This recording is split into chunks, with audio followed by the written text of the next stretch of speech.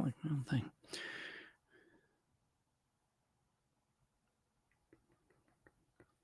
Hey everyone, welcome to today's Program Yourself Thin podcast. Today we're talking about losing weight 5 pounds at a time. This is one of the best things you can do for yourself when it comes to losing weight, regardless how much weight you want to lose. It is so helpful and motivating to break it down into 5 pound increments. 5 pounds seems to be like the perfect amount of weight to feel substantial enough, but simultaneously to feel close enough that it feels doable. And it's a nice frame of reference. If you have 100 pounds to lose, it can feel so discouraging and so far away that it's very difficult to overcome that emotion. And when you start breaking down to 5 pound increments, what happens is it just feels like, okay, I can do this, not too hard. And it feels like the actions you're taking are, you're not that far away from the finish line of 5 pounds. And I think it's very helpful mindset wise to do this. So if you've not been doing this, I strongly, strongly suggest testing it out at the very least. And as you do it, it starts to be a different way that you approach it, rather than just thinking about the big goal. And again, you can have an idea about the big goal as well, right? So you can break it down. And that's another thing you can do as well. Let's just say you want to lose 50 pounds. And every 5 pounds you lose is, well, if you want to lose 50 pounds, it's 10%. So every 5 pounds you lose is 10%. So that's another little thing you can do psychologically to help yourself mindset wise, is to not only think about I've lost X amount of pounds, but to say, if you've lost 10 pounds and you want to lose 50, you've lost 20% of your goal, right? So you're 20% of the way to your goal. And that's a helpful thing as well as breaking it down to smaller pieces, because it gives us a perception of where we are in the process. A lot of times when we just think about how much weight we've lost, we're not really taking into account what our final goal is. And it starts to lose some meaning. So when we keep our weight loss that we've achieved so far in context of the overall goal, and by doing that with percentages, I'm 20% of the way there, it starts to give us a sense of where we are in the process. And when you do that simultaneously while breaking it down to 5 pound increments, I think it keeps you extra motivated, because you know that the decisions you're making today, this week, this month are directly going to apply to that goal. And you can potentially, reach a 5 pound goal every month, every other month. And it starts to feel manageable, doable. And as they start to stack up, it gets exciting. So I hope you test this out. And if you do want some support with any of this, go check out the link in my bio. Go get the hypnosis session I give you. Watch the video I made for you. And it'll help you out. So if anyone has any questions, feel free to ask them. Yeah, Deanna says, I like this, Jim. I agree too. Only hard thing is keep getting there, but then bouncing up 2 pounds. So I need to do 7. Yeah. I get it. With my weight, what I tend to do is, like, our weight's always fluctuating. So I think it's important to kind of take that into account. So a lot of times now I'm at my goal weight and I give myself a 5 pound buffer. So even at my goal weight, I always think within a 5 pound buffer, and the lower weight is my weight, the goal weight. And then there's a 5 pound plus to that. And if it gets beyond 5 pounds, then I really start to dial things in and get myself lower. I like to keep a little bit of cushioning there, And so when you're dropping weight, though, what I do, and you can do it or not, again, you have to figure out what works for you, is that if I get to a lower weight, I will say, great, I'm there. But I also recognize, so I'm thinking within like a 5 pound buffer zone all the time. And I know it's weird when you say, well, I want to lose 5 pounds. But as soon as I get to the lower weight, it's cool, because I still define myself at being at that lower weight. Even if my weight goes up a couple pounds, I still think of myself at that lower weight. So, I think that you got to be careful, again, because we're all different. We all respond differently. So sometimes it's, I'm at my goal weight. And for some people, I'm at my goal weight and I got a 5 pound buffer. So now I can just let loose for a little while. So again, you have to pay attention to what's going on and be aware. But for me, when I was lowering my weight, well, the way I always saw it is I would get to a lower weight. There would be some fluctuations. And for me personally, I noticed it took about 2 weeks for my lower weight to show up consistently. Meaning I may drop down 2 pounds and then I might go up a pound, 2 pounds, 3 pounds, and it might fluctuate a little bit over 2 weeks. And then it would kind of anchor down to that lower weight. So I always think like now at this point, and I didn't believe this so much because again, when you're losing weight, you're very anxious and you're very emotional. And so you're not thinking clearly and stressed out. But the benefit of being at my goal weight for so long now is that when my weight's going lower, as soon as I hit that lower mark, I'm real excited. I've made it to new territory. And now my goal is to kind of anchor myself into that territory. And so as soon as that weight goes that lower thing, I expect it's going to go back up. I'm not worried about that happening because I know it's normal.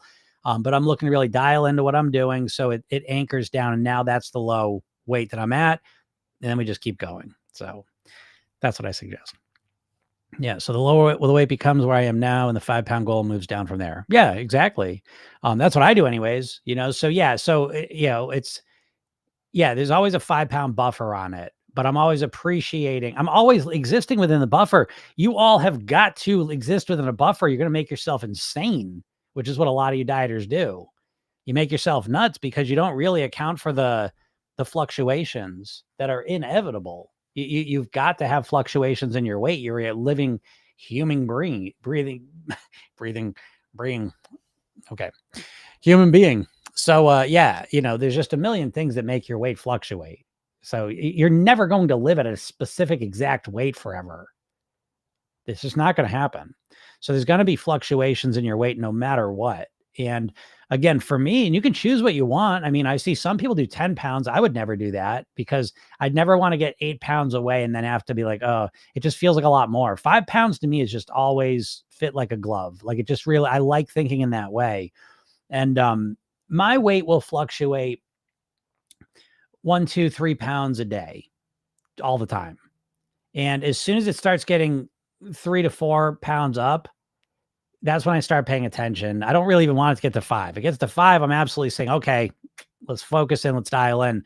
And I think it's a comfortable way to do it because to drop 5 pounds really isn't, and especially now, again, there's differences, right? So if you're anchored at a certain weight and you want to drop 5 pounds, that's going to take longer than if you were at a certain weight and now you've kind of let loose a little bit and you've gained 5 pounds. You're going to drop that faster than the person who's still kind of making way.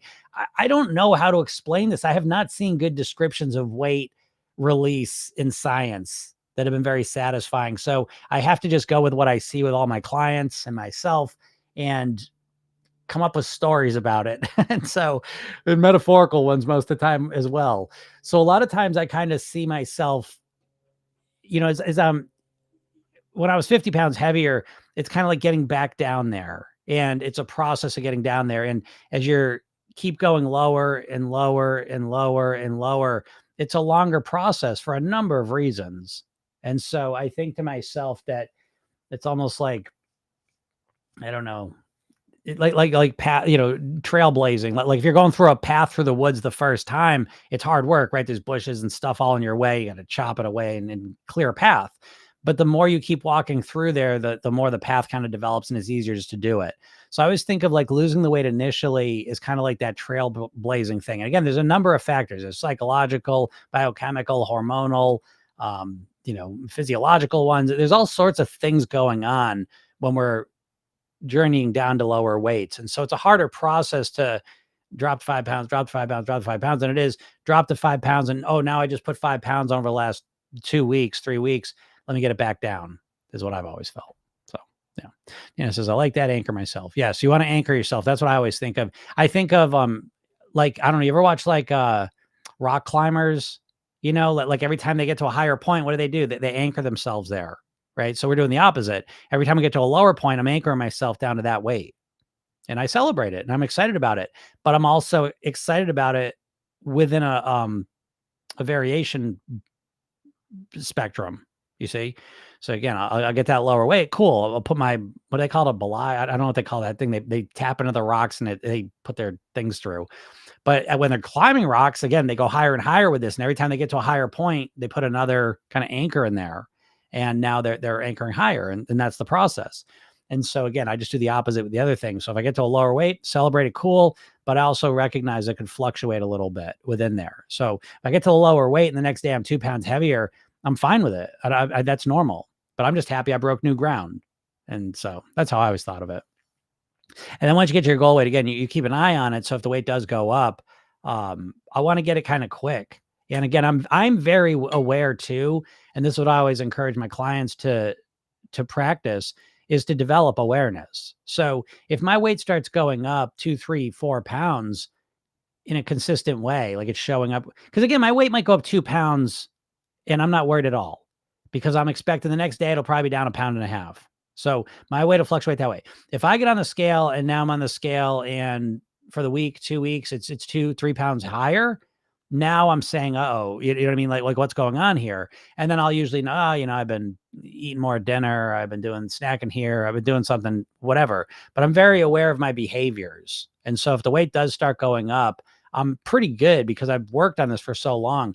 I'm good at recognizing what probably led to that. So I'm always, again, using the weight.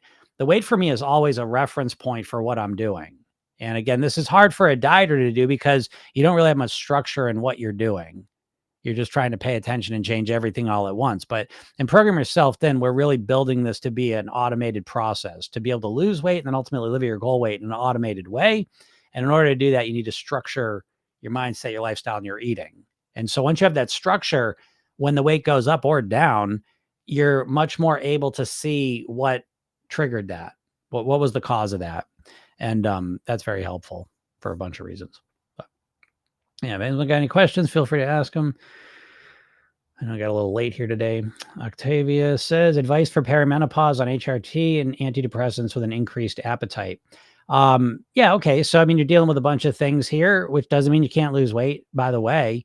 But, you got some real challenges here, right? Medicines, menopause, insulin resistance, Hashimoto's, PCOS, these things are all real challenges. They're going to affect your weight.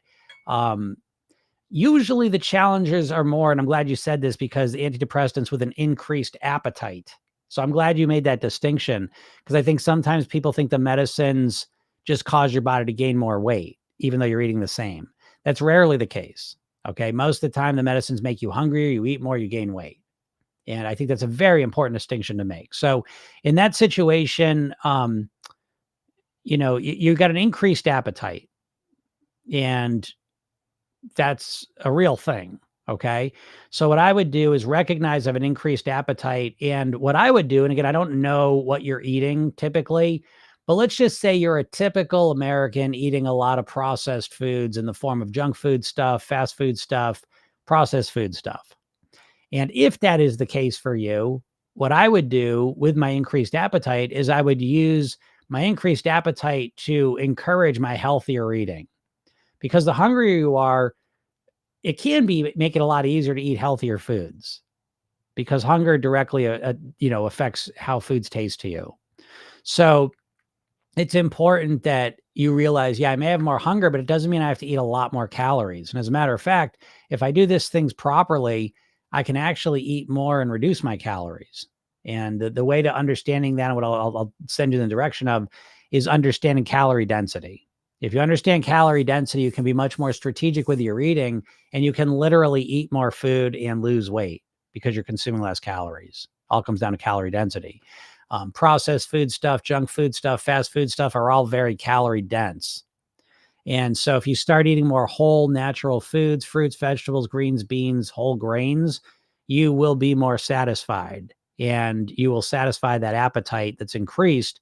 And that may be the path, one piece of a path. Now, again, in Program Yourself Thin, we learn a holistic, comprehensive approach. But again, what I would suggest right off the bat for you most directly would probably be understanding calorie density and eating more whole, natural foods, and seeing how that makes you feel. And good luck with all that stuff. Alana says, I don't care. Care enough to comment, but doesn't care. D says, hey, Jim, what do you think about bee venom slimming patches? I think that's ridiculous. I've never even heard this before, but oh my God, there's no, I promise you, I say it every day. It's funnier every day because there's always something new, but there's no berries from the rainforest. There's no teas from the Himalayas. There are no, bugs from the Sahara Desert. There's nothing that's going to make you lose weight. That's just a thing. That's bullshit. Bee venom, that's hilarious. I've not heard that. But what I do want to say, what I do want to look up is I want to look up bee venom patches. There they are. Oh, okay. So bee venom patches for women. Oh, yeah, men. All right. At least they're not expensive, really. I mean, they're what, $10 for 3 bags, 30 pieces each. It's hilarious. What's it saying? Let's read about bee venom for what? Come on.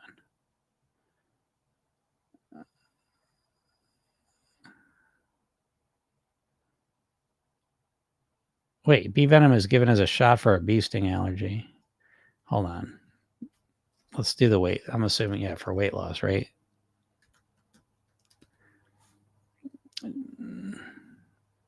Bee venom slimming. Okay, here we go.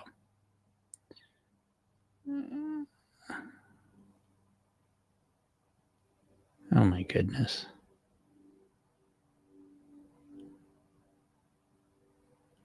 Well, it's not, at least it's not all that much, but yeah, that's not going to work anything. And the more time you spend looking for little things like that, the harder time you're going to have, because that is not it. That is not the thing. So yeah, I wouldn't even waste my time or money on that. I won't even look into it anymore. Nelly says, and how many times I can lose 15 kilograms? I'm assuming that means how long will it take me to lose 15 kilograms? Well, it depends what you want to do. If you want to just stop eating and dry fast, then you can lose 15 kilograms in maybe a month and a half, depending how fast you lose weight. But then you're going to put all the weight back on when you start eating. So how fast does it take to lose 15 kilograms? I don't know. How long did it take you to put it on? Again, what I would suggest is that you're less interested and concerned with how long it takes you to lose the 15 kilograms and more concerned with how you could live 15 kilograms lighter for the rest of your life on your autopilot. I think that's a much better question, a much better focus. That's going to get you better results and set you up for much more success. But again, if that's the question you asked, if I didn't understand it, straighten me out and I'll help you. Yeah, Piggy says fluctuations are normal. Deanna says, do you still weigh yourself every day? No, I don't weigh myself every day. I've been weighing myself a little bit more lately because I put 7 pounds on during the holidays. I took about 2-3 pounds of that off. And so it's a little more on my mind. And again, once again, I know exactly why. I'm very, very aware of what I've added to my routines that has led to that. And I've been fine with myself. I've been more focused on sleeping the last 6 weeks than I have really my weight piece of it. But now the weather's starting to break. The world's starting to change a little bit for me. And I expected it anyways. It's a normal thing I have to deal with here in New England. And yeah, I know for a fact that weight will come right off. And I know exactly how to do it. So I don't really weigh myself every day anymore. But when I was losing weight, I was weighing myself every day. And you have to manage how you weigh yourself every day too, by the way. I just want to make that clear. Because I can never weigh myself every day. Yeah, but you probably have no idea how to influence your mindset either. So Nina says, can you make a new hypnosis video without the holiday part? Yes. You know what? I have a new video. I should do I do have a March one. I should got to post it. I will post that today. I have one. I think it was February though. I don't think I've done a March one. I think I forgot to put it up, or did I not? I don't know. Let me look real quick. I'll tell you. Maybe I won't tell you. It's turning out harder to find it than I thought. So yeah, I will put a new one up though, regardless. Huh.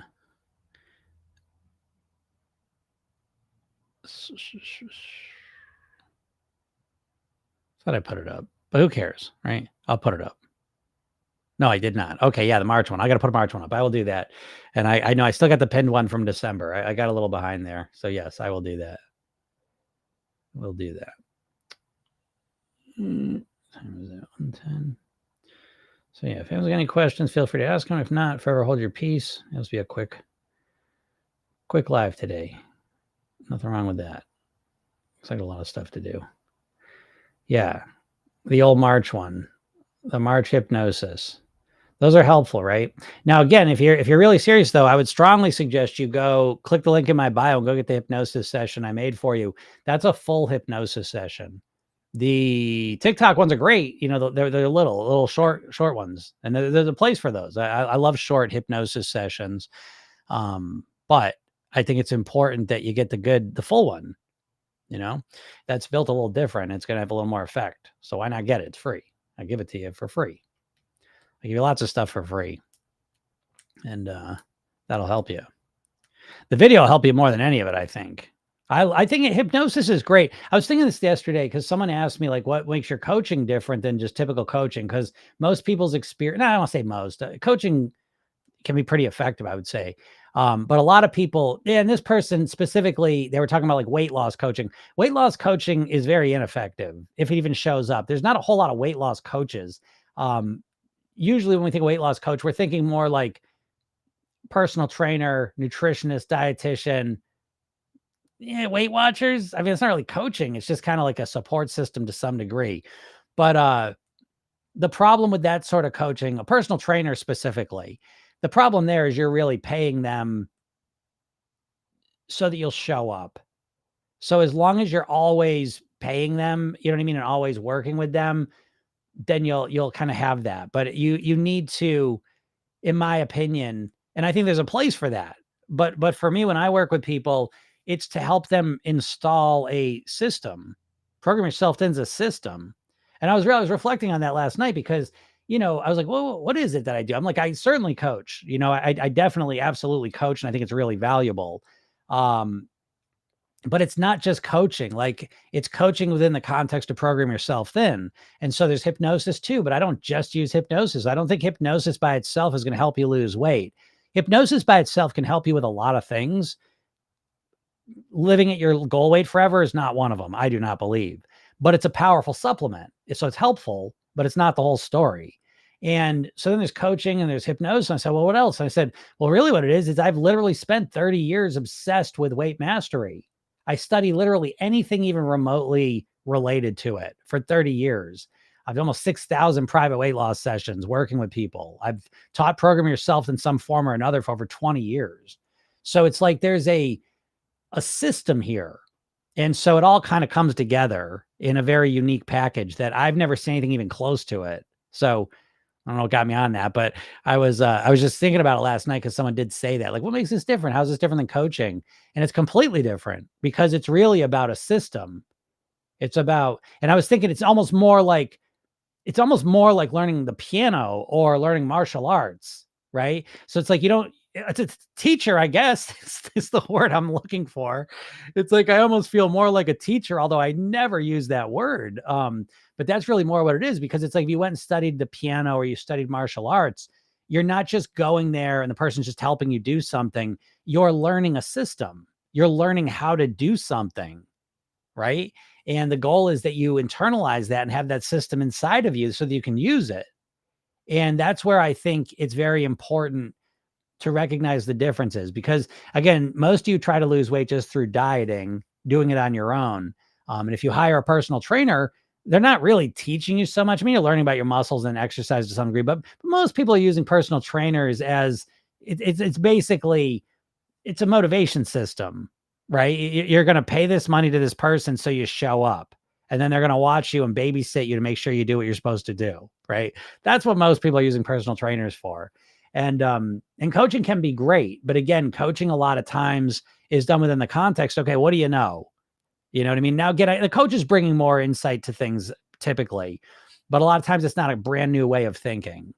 Not usually, not systemically. So anyways, I don't got me on that, but yes. What's up, Claudia? Claudia says, "Hey Jim, there are a lot of thoughts in my mind lately. I find it hard to concentrate on your voice." Yeah, I mean that happens. Like life comes at us. So we are going to be talking. Well, that's the Thrive program. For never mind. We are doing it in the Thrive program. We're doing a meditation workshop next week. And in the Thrive program, we've been focusing a lot on meditation. Because being able to quiet your mind, I think, is just so valuable and helpful during this whole process. But it's normal, listen, it's like sometimes, I mean, I meditate every day and, I have good and bad days of meditating. I mean, sometimes life's just coming at me and so my mind's just caught up in stuff. Right. Or there's just bullshit challenges and I'm emotionally attached to them and my mind's wrapping around them. So that's completely normal. I don't want you to think you never get to this point where you can just completely quiet your mind and just enter the zone. I can anyways. And I haven't seen too many people that can. So I think with that, Claudia, give yourself some grace and realize that that's completely and totally normal to feel that way sometimes and just relax about it. And what I do in those situations, that's lower my expectations. I do some meditation all the time. I mean, obviously, when I meditate, I want to have these really deep experiences where I'm just in the silence and just, oh, it's amazing.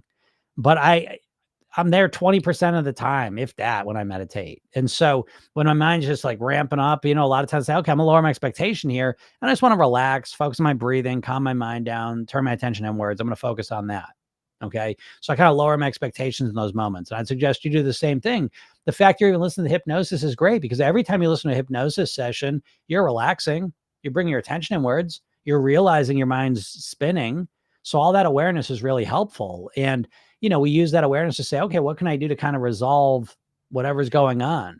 And, we use it that way sometimes.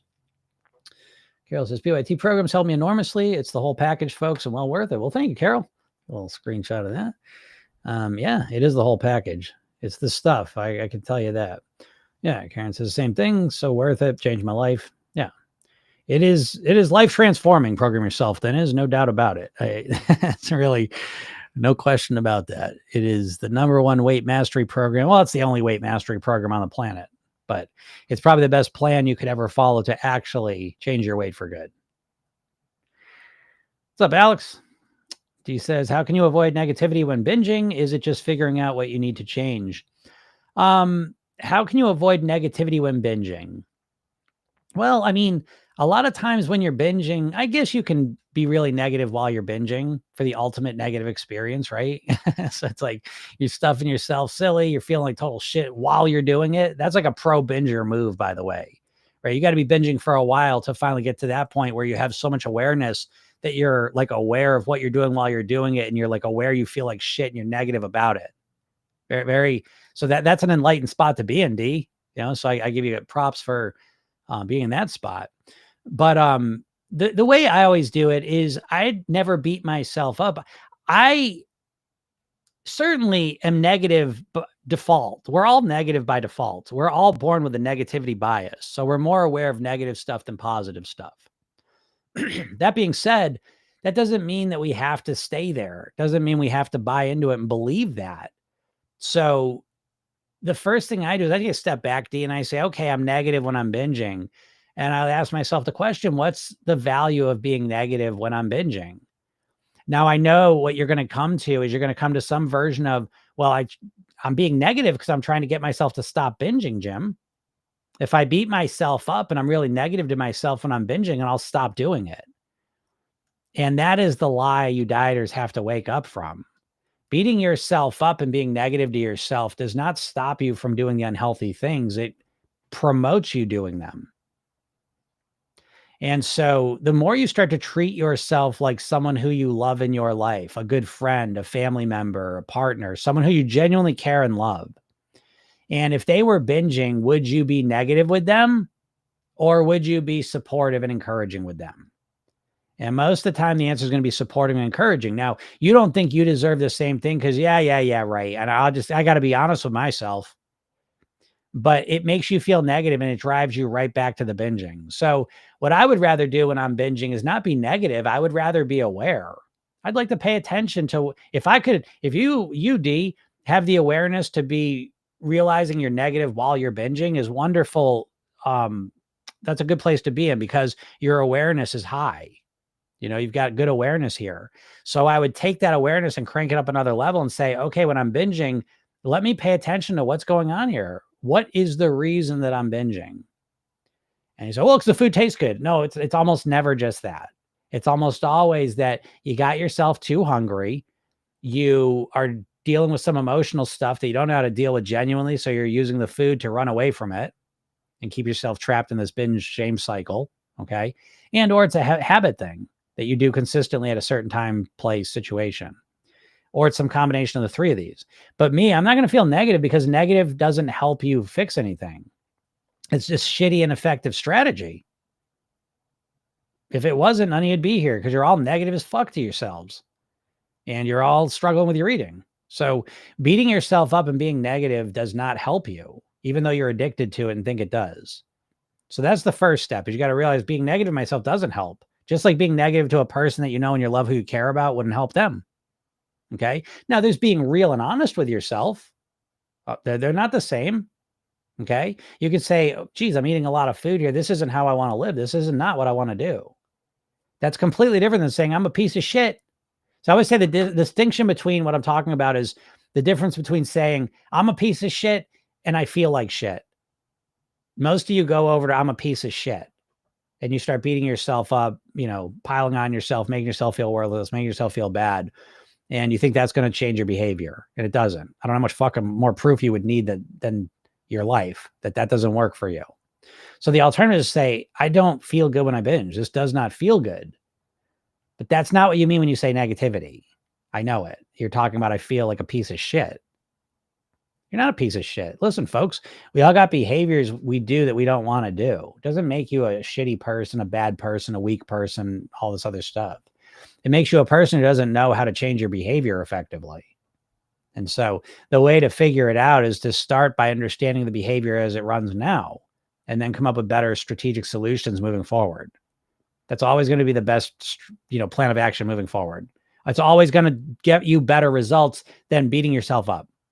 But I know you're all addicted to beating yourself up because you've been trained to beat yourself up by the diet industry and other forces too. But anyways, that's what you're so addicted to. And you think that's your tool. The more I beat myself up, the more action I'll take.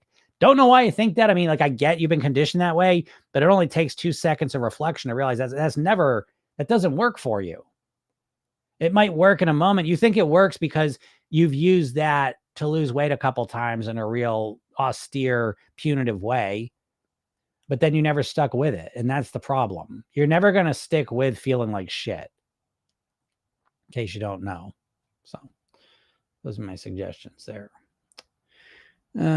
Sherry says, Shrive from Thrive. Life-changing plan there is. Yep. Take weight loss and rapid and personal development. Words to live by. Yeah. Sherry's in the Thrive program. So yeah, we will be working on it. Yeah, we'll have a meditation workshop next Monday. I can't wait. But yeah, that's what we're focusing on anyways in the program is March is meditation month. So every month we focus on a different lifestyle habit, which helps. Ruby says, I don't understand why though. It's every Saturday and Sunday over 6,000 calories. Yeah, you don't understand why. None of you understand why you do what you do. So you got to figure it out to some degree. Okay. So it's like if I was working with Ruby and she every Saturday and Sunday, she's consuming over 6,000 calories. That's right where I'd start. You get a handle on that, you're going to probably drop 20, 30 pounds over the next 6 months to a year. So that's exactly where I would start. And I would start by diagnosing what's going on Saturday and Sunday. So I'm going to project. I don't know Ruby's story, so I'm just making up a story here. Okay. But I'll probably be close. I'm like a psychic with this shit. It even surprises me how amazingly I can just intuit so many things at this point. But anyways, okay, Saturday and Sunday. So I'm going to assume that you work a Monday through Friday. You live a Monday through Friday situation. And again, I don't know if Ruby's working, if she's in college. I have no idea any of her story, other than the fact that every Saturday and Sunday, she's consuming over 6,000 calories and she does not understand why. No idea. So assuming right off the bat, I'm noticing a pattern of Saturday and Sunday, it implies to me that those might be your days off. more so than the other 5 days. The other 5 days, you're probably doing whatever you're doing, work, school, and you're fixated on doing that stuff. And so you don't have time, energy, focus to eat 6,000 calories. And then on the weekend, you have a lot of time off. And now you've created this habit pattern, right? Because you're saying it's every Saturday and Sunday, it's a habit. So part of this is a habit that you're consuming 6,000 calories. Now, you're not just consuming 6,000 calories. That's the net result of what you're doing. What we really want to understand is the behavior that causes you to consume 6,000 calories. And so you're not consuming 6,000 calories. No one sits down and consumes 6,000 calories. That's not how you perceive it. You're going and getting donuts on Saturday morning at your favorite donut shop. You're eating, pancakes for breakfast with a lumberjack special at your favorite diner. For lunch, your mom makes her famous tuna melts with, chips, and she makes you a special milkshake. For dinner, you're eating your your grandma's famous, high calorie food. And so again, we don't eat 6,000 calories. That's the result of it, but it's what we do behaviorally. And if you're consistently doing the same thing, I know it's frustrating to you, but on the flip side, it's good because again, all of our behaviors are very automated. We follow patterns in some form or another, which actually is what makes it a lot easier to change our behavior when you do it strategically, intelligently, not like a dieter. And so if you really start to analyze what's going on here, you start to notice maybe you restrict all week. Again, we need to understand the whole week pattern to understand what's going on the weekend here. Maybe you work yourself silly during the week, and then you get to the weekend and you're absolutely totally knackered, exhausted, wiped out, and you just eat and sleep all day, or just eat all day. So again, we would need more context, but if I was working with you, within 5 minutes, we would have a ton more context and we'd understand very quickly why you're doing it. So don't just say, I don't understand why though, because you haven't really explored it. This is a lot of people do this shit where they have this just big generalization. I don't understand why. Well, how much time have you thought thinking about it? If you're consuming 6,000 calories, that's a real easy mystery to solve. I promise you. Now, solving the mystery of why you do it and then changing it so you don't consume 6,000 calories, that takes a little more effort and work. Okay, fair enough. But to figure out what's going on that you do this, I was thinking that I might start doing this where it's like, maybe if people want shit like this, would be great, right? Like where if you want to like work with me, I might like just work with you for free if you'll let me use this. If I put this up as a podcast to make a video out of it. I did that a little bit before and it was kind of fun, but it would be fun to get some real outlier situations. Like when you're eating 6,000 calories on every Saturday and Sunday, that would be a fun thing, I think, for people to see me coach someone through. I think it'd be very enlightening for you instead of me just yapping all day long, and talking in a very dry way where I'm just responding to, comments that don't say a whole lot. Again, I appreciate what you're asking me, but I have no context really for where this behavior lies in. And having a conversation with you literally in 5 minutes, I could just shine a whole light on this that would probably blow your mind. So I do kind of consider doing that. So I don't know if anyone's ever interested in that. If you ever have some big behavioral issue or weight loss thing you're dealing with, feel free to email me at jim@programyourselfthin.com or message me through whatever app you're on. And, let me know what your story is. And maybe, I've done it before. It's real simple. I mean, just get on your phone and it's literally it's like a FaceTime. But I record it. So you got to be willing to let me, put it out to the world. So, and if there's any personal stuff that comes up, I can edit that stuff out too, by the way. But anyways, just an aside. Ruby says it's so draining. Yeah, I bet. How do I get out of it? Again, the first thing you got to understand it. We need to understand it first because I have no idea why you're doing it. You might be totally depressed, right? And all of a sudden, you work all week or do shit on the week, and then the weekend comes and now you're just alone with your depression and you run away from it because you eat a bunch of food. You know what I mean? Like there's a million things it could be. I could figure it out in about 2 seconds, if I was speaking with you, but anyways. What's up, Leah? How's it going? This journey is a very tender, emotional journey, even for a spouse that is seeing the changes. Yeah. Again, Leah out here with the wisdom. And I get this all the time because people just randomly pop in here. They're not part of Program Yourself Thin, but they have lost a lot of weight and they've done it for a long time. And they're the people that I've studied. Those are the people that I've learned from and put all the best strategies into Program Yourself Thin. That's the biggest difference. You all are learning how to lose weight from dieters and fitness junkies. And you're not learning how to lose weight from normal people that lost weight and kept it off for years. You've never done that. No idea how you'd even go about doing that. You study people that lose weight quickly for a little while, and you study people that are obsessed with fitness and their bodies. I was joking. I have this in some presentation I do, and it was some picture of me at the beach. And what the fitness people call me is they call me skinny fat. And what that means is that I don't have a ton of definition because I don't do a lot of working out. I weigh exactly what I want and I'm healthy, but I don't look like I'm not super defined and all that stuff. So anyways, there's a picture of me at the beach, but again, it's just it's a normal body, right? Of course, none of us have normal bodies because we're all just fat and ugly because we never look as good as the people in the magazines. But so it's just a picture of it. It's a normal body at a normal weight. But I'm like, this is the body that you want to learn how to lose weight from. You know what I mean? And I put it in comparison to like, I don't know if you guys know like Tony Horton. Is he Horton or Norton? Horton, I think, the P90X guy, or the Insanity guy, Sean C or T, I forget his name, but anyways, what I'm saying is most of you are trying to learn how to lose weight from people that you're nothing like. David Goggins is the epitome of it. I mean, you guys are nothing like David Goggins. You're not going to get David Goggins results. You're not David Goggins. Was the guy a fucking SEAL? I mean, he's a complete and total outlier. God bless him. But I would never listen to David Goggins. I'm nothing like David Goggins. I'm lazy. I have nowhere near the motivation, ambition this guy's got to work out the way he does and just put himself through the shit he does. So I'm saying that's an example. Like when you go and look at the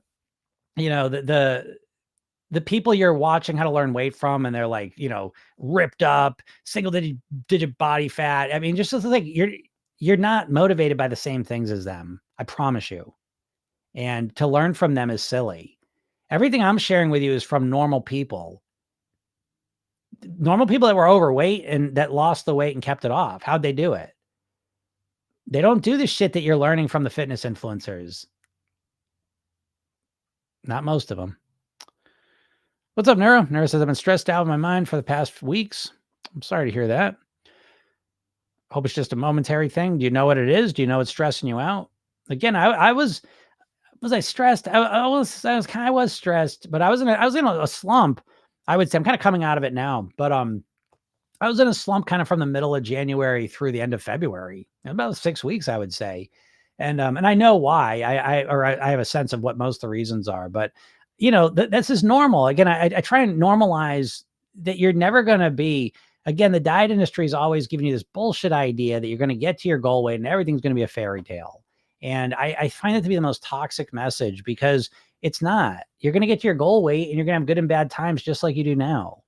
And I think that's a big thing to wrap your head around because I think the diet industry sells the weight loss as this fairy tale ending, and it's not true. And it sets you up for failure. And I think that's why 95% of people that lose weight on a diet put it back on, because it doesn't set you up for the reality of living at your goal weight, which is that there's good and bad days,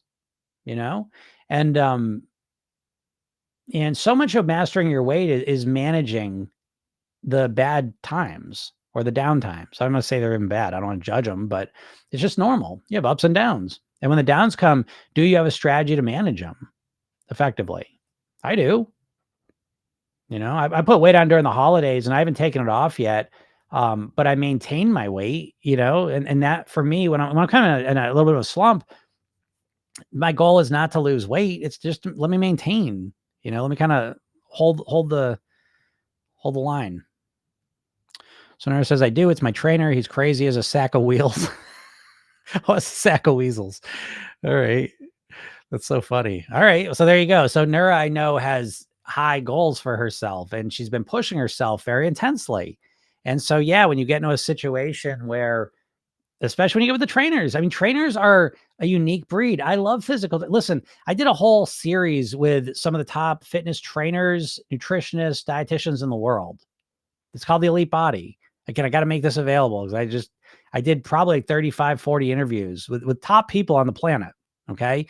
And I learned a lot, but the biggest thing I learned is I'm not like them. Like I did learn a lot and it was enjoyable in a sense, but I was like, I'm not built that way. I don't have the same motivations. I just don't give a fuck. I don't want to I don't have the motivation to do that. So personal trainers in that same ballpark. I'm not judging it. It's fine. But most of us, being a personal trainer is an outlier. They're way more concerned about how they look than the average person. And so I know you want to look like that. So do I. I want to look like a personal trainer too. I just don't want to live like that. I don't want to do the work. So there's nothing wrong with that. I'm just letting you know. And I think that's another part I think of a challenge a lot of people have is in their mind, they have this absolute, their idea of what they want to accomplish is like, it takes so much effort, work, and time than you think it does. And I don't think most people are willing to live the personal trainer lifestyle to get those results. And there's nothing wrong with that. What I'm talking about is being at a weight where you can have the best quality of life. It's way easier. I'm a lazy person when it comes to working out. Do not like it. I have not worked out consistently in 30 years. I have been at the same weight for 30 years. I dropped 50 pounds and I've mastered my weight. I've been at the same weight for 30 years. I'd one blip 12 years ago. And I have not dieted once, and I have not done any consistent working out. I have mastered my eating, my lifestyle, my mindset in a way that feels easy and natural and automatic for me. And that is what I teach my clients. And for most of you, that's the fucking better way. Yeah, you're not motivated enough to fucking count calories for the rest of your life, work out constantly. Like, you don't give a fuck. I always talk about the ab story for me. Hey, just like any other guy in the world, I'm like, at certain times in my last 20 years, I wish I had abs, and so I never did it though. And I remember thinking, like, what the fuck, Jim? Like, I could do anything I want. I can commit and make anything happen. I'm like, why are you not doing this? Because I don't give a fuck. I don't give a fuck. My shirt's off my body out in public, literally 1 week a year when I go to the beach. So who gives a fuck? I'm a married guy who my shirt's off. Who gives a shit if I got abs or not? So I look at him, oh, look at you, Jim. Look. Now, again, I'm not, if you love abs and you want them, that's great for you. Okay. But what I'm saying is, I found myself in this weird situation. I'm like, oh, Jim, what's wrong with you? How come you don't have abs? And then I finally realized, because I don't give a fuck. If I could just like push a button, yeah, I'd push the button and have them. But if it means I've got to like dial in my eating 30% more and I got to do this working out shit and I got to do all this stuff. No, thank you. No, thank you. I'm not interested. And I think most of you are in the same boat with me. That you don't give a fuck. You don't want to look like these fitness trainers. You want to look like them. I get, okay. We all want to look like them, but you're not willing to live that lifestyle and be that person. That's why I think a lot of you are. And I think you should recognize that and get off that thing and, walk the other path. Now, Nuri, you're different. You seem like you might have some other motivations that it might be different for you. But again, most of my clients are usually in their late 40s, 50s, 60s, 70s. And the functional part of being at your goal weight and being healthy and nourished and all those things usually is a lot more important than what you look like. Anyways. Yeah, Neuro, so I'm not like him either. I'm temperamentally sane. I get it, Neuro. Yeah, these personal trainers. Again, I nothing against them, but just recognize if you're not like them. Then if you're not, then stop trying to be like them. D says being coached would be so helpful for so many of us. Yeah, I agree. So yeah, if you're interested in that, if you got something you want to work on, yeah, shoot me an email, like maybe maybe I'll try it out. Maybe I'll give it a shot. I did it before, but I think I did it too long. I think what I'm thinking is like little micro coaching things, so I can't fix everything for you, but it's like, if you got one kind of big issue that you're struggling with, maybe we could just do that. And we'll see. I don't know if people like that or not, but it'd be kind of interesting. My coaching is my number one skill. The most value I can offer you all is if you sign up for coaching with me. That's the biggest thing I can offer you with the most value. Because then, I can look at you and I can see in about 2 seconds, 5 seconds into a conversation, I pretty much see way more than you can. Don't get me wrong. That's the value of a coach, is that I come at it with a different perspective. And I've done 6,000 private weight loss sessions. I've heard everything, And so it's like, when I hear you, I can quickly, no, that's not this. And I do this. That's what I do. That's what I really do. I also am always working to make my program.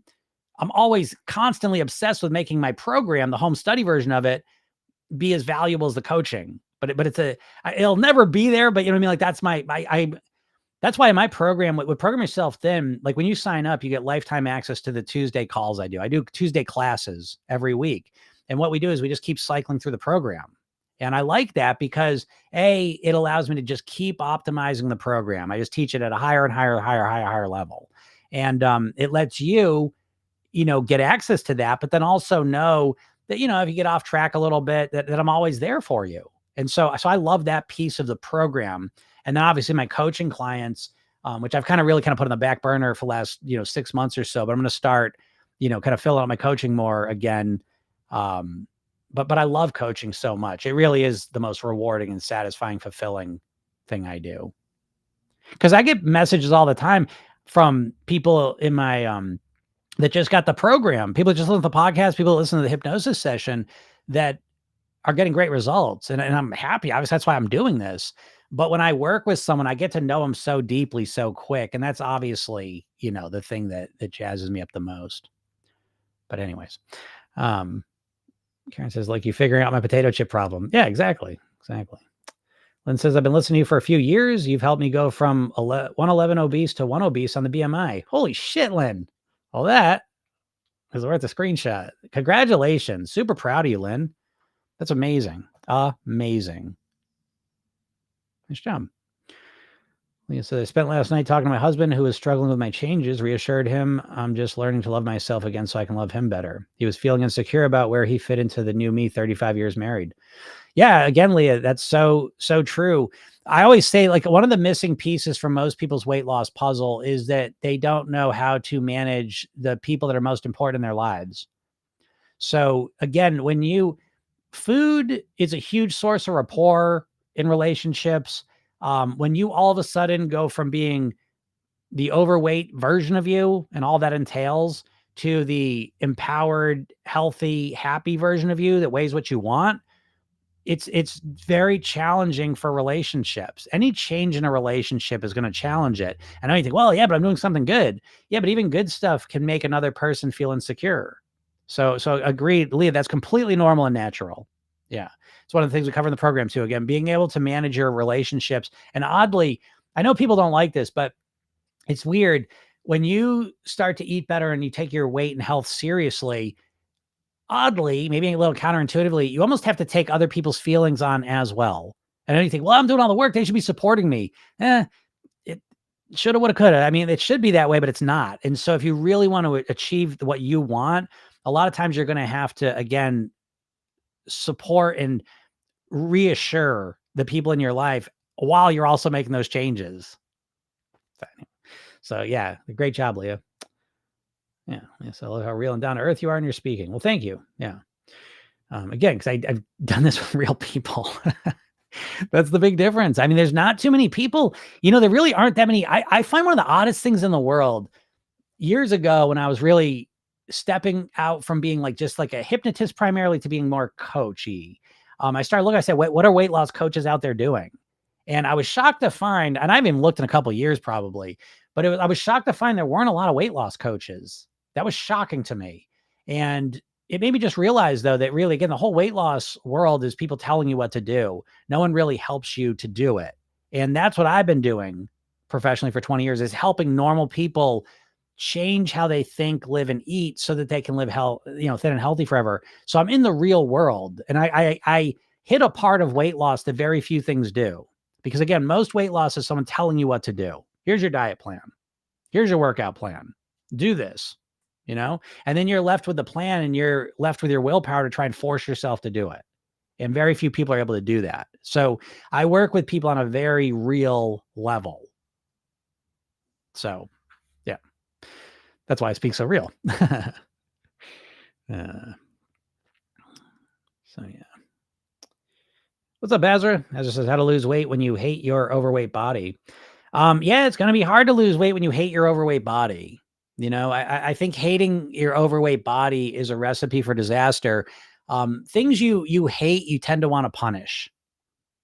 And things you love, you tend to want to care for.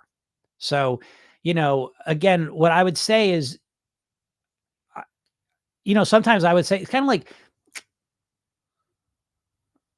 I would separate me from the things I'm dealing with. So if I'm really overweight, I would say I hate feeling tired. I hate feeling um insecure. I hate feeling out of control. I hate feeling full all the time. I hate feeling like I have to struggle to walk up the stairs. I would hate those things and I would love myself. As I love me and we deserve better than this. We want better than this. I want to feel better than this. So you see what I'm saying? Like I would love me and I would hate the effects of the extra weight. I'd make that distinction extremely clear because the more you do that, the more you start to reinforce that you deserve to feel secure and confident. You deserve to feel energized. You deserve to feel happy with yourself. And the more you start to define it that way, I think it just feels better. You know? It says, yes, my mom behaves jealously. Yeah, it's so hard. Yeah, I get it, Leah. Again, most people, the most power they have, if you start losing weight, they get jealous or insecure. And the most power they have in the situation typically is to try and sabotage you. So you just go back to normal. And then all of a sudden the pressure's off of them. So it's a real thing. I would suggest that you go into it with a sense of compassion and love because it's a lot of times it's not that they want you to fail. It's just that they don't know how to deal. They don't know how to change themselves. They don't know how to deal with it. And so if you go into those relationships with compassion and love, I did deal with all this stuff. Same with me. I dealt with all the same shit everyone else does. And just get mad too as well. So I'm not saying I was some angel and I just knew this shit right off the bat, but I've learned over the years. And so if you approach it with love and understanding, I think that's a much nicer way to go at it. And you'll figure out a lot more things quicker. But I get it, Leah. And again, it's just another thing.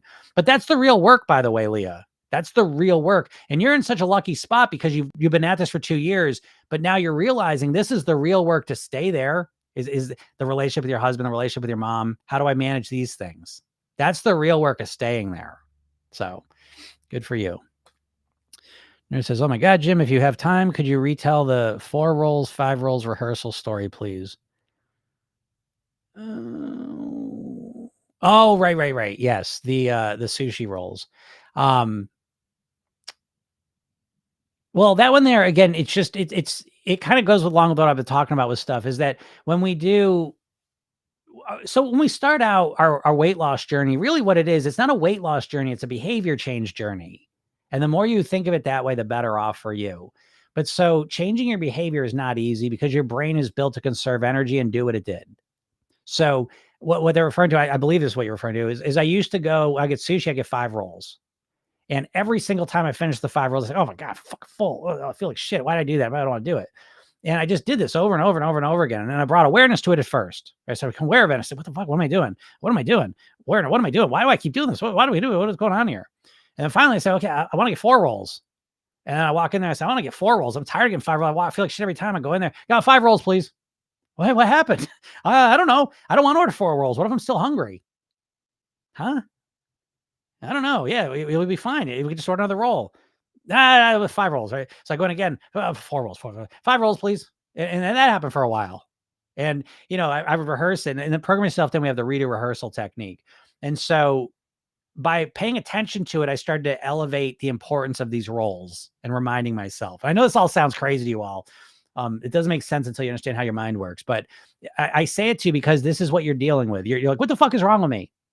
What the fuck is wrong with me? Why do I keep eating the ice cream? I know it's not good for me. What the fuck's wrong with me? That's what all you dieters are just obsessed with that question. What is wrong with me? I know better than this, and I keep doing the wrong dumb shit.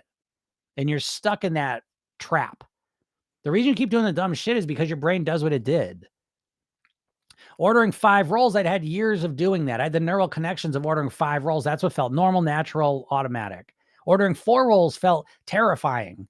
Why? Was I going to starve? Nope. But again, what's driving our behavior is our emotions, and our emotions are irrational.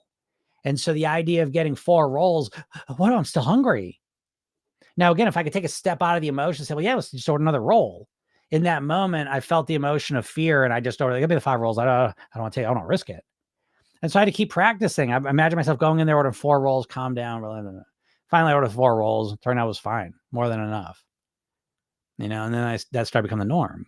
But this is a more accurate representation of what it's like to change your weight than the idea that you're going to diet and just, oh, from now on, I'll get 3 rolls and I'm just going to do this. And no, you're not. Just because you have a concept of what you can do, there's theoretical conceptual knowledge and behavioral knowledge. They're two totally different things. And you know this because you find it in your hands. You have all the conceptual knowledge of how to write in the world. You know how to write. You could write a letter on a page right now, but you can only do it with one hand. Because while you have conceptual knowledge of how to do it with both hands, you only have the behavioral knowledge to do it with one hand, which is another way to say you don't have the neural network to write with the other hand. And you don't have the neural networks. You don't have the behavioral knowledge of how to be a thin, healthy person. And until you have it, you're never going to be thin and healthy. You're always going to be an overweight person fighting against your weight, trying to diet, trying to lose weight. So, yeah, great job. Great job, Lynn. Super proud of you. What a difference. Class 3 to class 1. What a difference. It says you're a smart man. Love your mindset. Well, thank you. I appreciate you saying that. Lorraine says 3 weeks, no sugar, exercise, sauna, no carbs, still no weight gone. Yeah, I mean, you just never know. You write this all down, folks.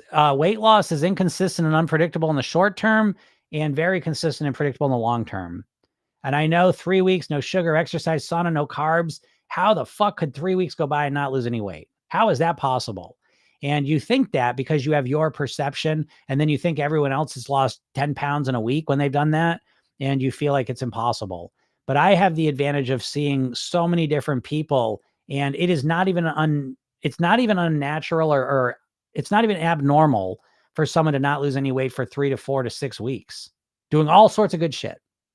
So, again, I think you're doing things. I'm just going to guess, Lorraine, first of all, that plan is feeling very close to unsustainable. It sounds very intense. And especially when the results aren't happening. And it's very unlikely that you'll be able to stick with that for very long, because even when you get results, they won't be fast enough. It's sorry to sound negative, but again, you're doing what every dieter does. You're taking drastic action to lose weight quickly. And as soon as the fast weight loss doesn't materialize, you get discouraged and quit. Now, I will let you know, I also work with people that get fast weight loss doing crazy shit.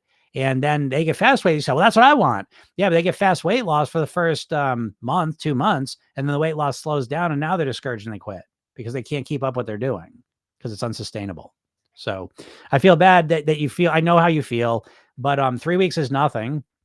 I know it feels like forever for you. I get that. But what I would suggest is you celebrate all the good stuff you've done and start thinking to yourself, what's a plan I can live with forever? And if what you're doing feels easy and you can do it forever, then just relax. I promise you the weight's going to come off if you've reduced your calorie consumption. You can cut sugar out and you can cut carbs out and still eat the same amount of calories. It's harder, you know? Yeah. So Lorraine says, I feel great. Then great. Then just keep going. Okay. 3 weeks is nothing. The weight's going to come down if you've reduced your calorie consumption. You know, so we just need to give ourselves more time. Our diet mindsets, the time frame is so short. It's the hardest thing to overcome. Nurse says, love that story because I often freak out. Even now, I'll undereat and be hungry. Like, girl, it's fine. You can eat like literally anytime you wish. Exactly, Nora. Exactly. There is, and again, it's biologically there that we freak out thinking we're not going to have food. I mean, our whole biology literally is primarily built to eat. So yeah, we have a lot of irrational subconscious processes going on that drive us to eat as much as we possibly can whenever we can. And so when you feel nervous and whatever, your conscious brain looks at, so what the fuck, what's wrong with you? But it makes a lot of sense, you know? And so we got to deal with that, you know, got to deal with the irrationality of it. All right. Yeah. Low carb food ideas. How's it going? Caitlin says, Jim, 100 pounds down today after 26 months. Holy shit. Congratulations. Nice job. Holy crow. I'm really so happy for you. Again, wonderful, wonderful accomplishment. And even more importantly is that you've been at it for 26 months. Huge, huge, huge props to you. That is a big deal. Super proud of you. So yeah, I hope you celebrate that. That's wonderful. And you're well on your way there. That's amazing. Cool. All right, everyone, I gotta get out of here. Again, if you're not in my world, click the link in my bio, go get the hypnosis session I give you, or go to programyourselfthin.com. I'm here live every day, Monday through Friday, usually around noon Eastern. It's a little late today, but usually around noon. So if you have any questions, feel free to pop on here and ask them. I'm happy to answer them. And this is a podcast. So if you ever miss it, want to listen to it, it's Program Yourself Thin. It's on all the podcast platforms. You can go check it out, listen to it. Yeah, if any of you are really interested in a coaching, like a short coaching thing, if you're struggling with something, shoot me an email. Maybe we'll record something and use it as a podcast if you're up for that. So I don't know. We'll play around with that. All right, everyone, have a super duper day and we'll talk soon. Bye.